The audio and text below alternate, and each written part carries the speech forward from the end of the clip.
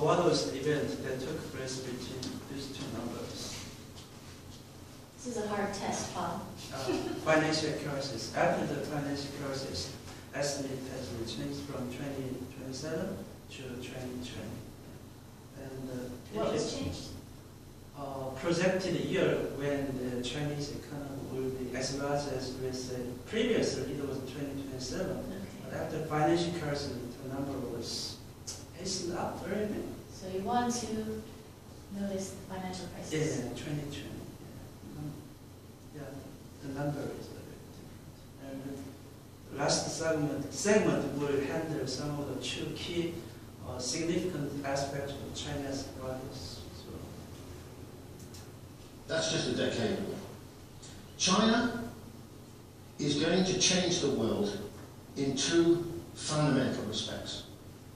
First of all, it's a huge developing country with a population of 1.3 billion people, which has been growing for over 30 years at around 10% a year. And within a decade, it will have the largest economy in the world. Never before in the modern era has the largest economy in the world been that of a developing country rather than a developed country. Second, he just answered the first question. What did he say? In two aspects, Chinese rise is very significant. So forget about billions of people, but last sentence, what did he say? China is not developed country. It is developing country. Do you have any other opinion about this? China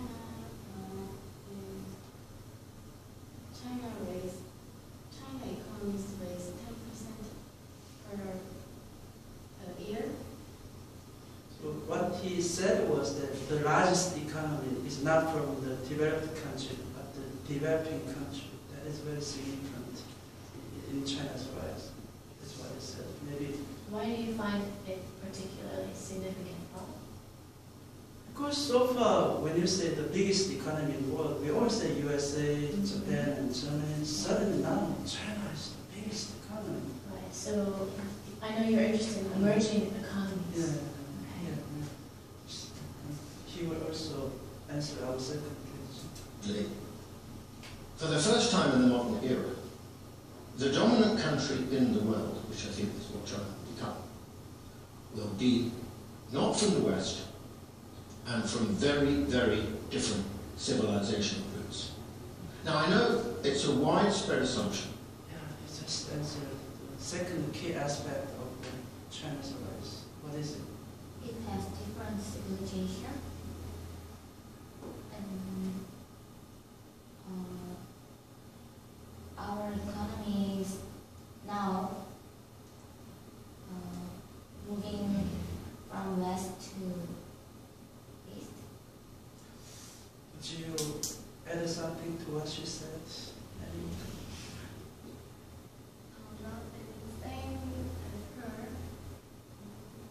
So number one, first aspect was the largest economy has been from not developed country but developing country.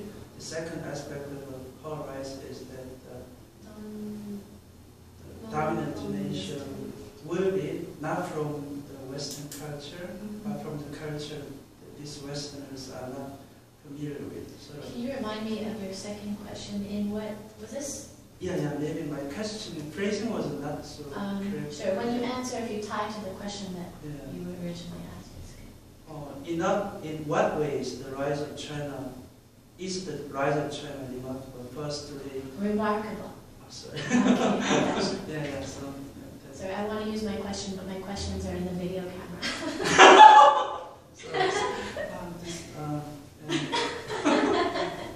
Just cover the very bit of in the West. Maybe and as countries modernize, they also westernize. This is an illusion. It's an assumption that modernity is a product simply of competition, markets and technology. It is not. It is also shaped equally by history and culture. China is not.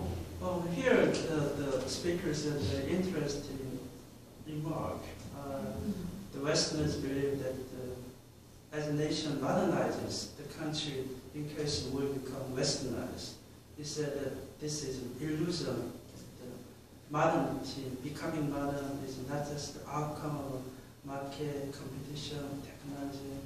It is also shaped or influenced by history and culture. That's what he said. So based on this initial understanding, he provided three main building blocks for understanding China, what China is, how China will evolve in the future. And if you touch on the KakaoTalk message which I sent earlier this morning, number one, China is not a nation state. Nation state is like Korea is a nation state, USA, Germany is a nation state. But China has been nation state for the past 100 years, but the history of China goes back to maybe 2,000 years more. So maybe the rise of the Qin dynasty, followed by Han dynasty. So in his opinion, all this civilization, amalgam of all these conquer and absorption and various social cultures was a foundation for forming this China as we know it. It's not just a nation, it's civilization state. Yeah, civilization. Great. Sorry, we need to wrap it up in a couple more minutes. And so that's number one. Yeah. And second is the different concept of race. China is a huge country, 1.3 billion people. And in India and the USA, they believe they are multiracial, multinational. But in China, 90% of people believe that they belong to Han race, Han Chinese. So the advantage of this is that the notion of Han became the cement to hold these people together. But in other ways, it also disrespects, ignore others who do not belong to Han race. That's kind of scary to me. Yeah, so and he said that you may not be comfortable with this idea that in the presentation. Yeah. It's too bad we couldn't spend a long time discussing this more. It's very thought-provoking. Also, there is a notion of state and its relations with society. It's already very peculiar in China. Again, this nation has been formed not just 100 years ago. It's the history and the culture amalgam of 2,000 years. So it's like building block, actually, cement, holding this Han-raised country together. And also, in China, the power has not been changed that much, actually. The whole civilization building block remains. So in China, people believe a nation as a head of a family, like a patriarch. So the notion of the Chinese people toward a state is a little bit different from those in Korea and those in the West. So based on these understandings, please try to look at China not from the standard that you are familiar with.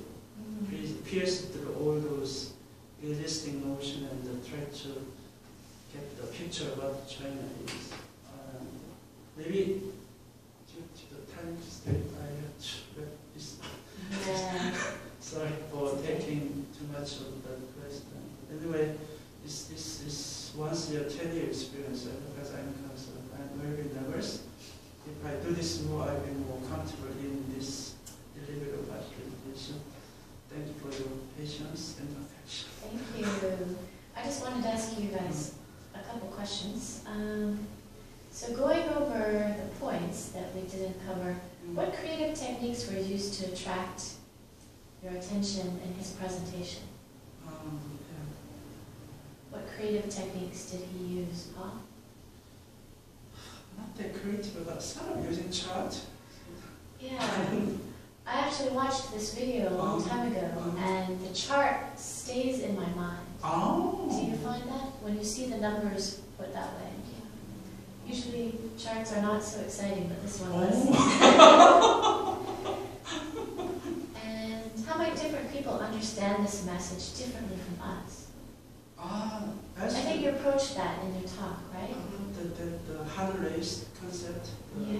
the concept of race, the Uyghur and Tibet, people in Tibet may not buy this idea, may not agree with Or this if- notion. If China's the most powerful economy in the world, and anyone who's not Han Chinese, Oh, it's we very are scary. not in control. Yeah, That's really interesting question. yeah. Okay. Just relating to Jenny's talk yesterday, Mm. what was one of the main points that Jenny pushed through with choosing her talk? It was about English mania, right?